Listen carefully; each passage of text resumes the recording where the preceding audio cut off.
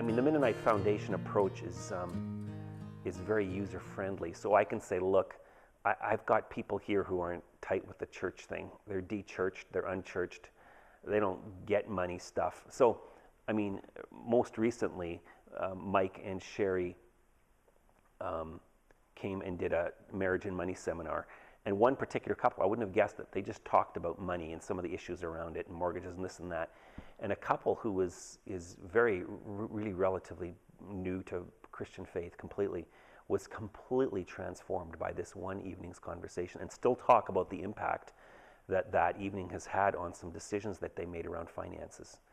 And I'm fairly conscious of the stewardship education that Mennonite Foundation does. So, you know, I've sat at my congregation, Tavistock Mennonite, when we've had a guest speaker from Mennonite Foundation. I read the columns that Mennonite Foundation staff put in the various Mennonite publications. So, you know, they become a fairly constant and present voice of some of the very lessons that I think I've learned along the way, and they've kind of underline or amplify that mantra of, you know, giving first and living on the balance and so on. So I think the education side, and that they do that from within our Anabaptist community, gives a kind of credibility or authenticity to the foundation, I think, that is somewhat more built in than it might otherwise be. The way I see it, Mennonite Foundation has done a good job. I've heard about it. I know about it. I've participated with them. And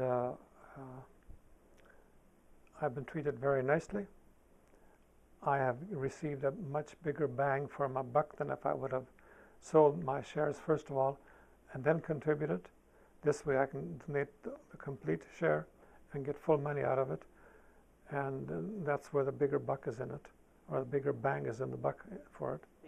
I mean, you know, you ask me, and so it's like it's a blessing. It is. These guys are a blessing. They're a gift to our denomination. They're a gift to our church.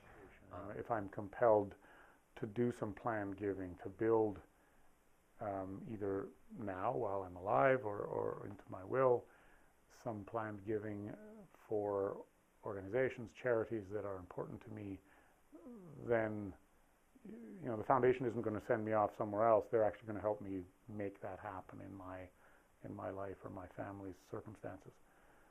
And then, of course, there's actual borrowing that churches can do through the foundation, or Mennonite Central Committee could do through the foundation, of significant amounts of money. There's its own charitable giving, where, you know, it has these pockets of money that it makes available back to community initiatives. Well, what I understand is that you enable people to give. You facilitate it, matching people that have something to give and are willing to give it with organizations that can use those funds. And so it's that matching up. That's the way I see it. And you know, really enabling people and giving them a sense of trust.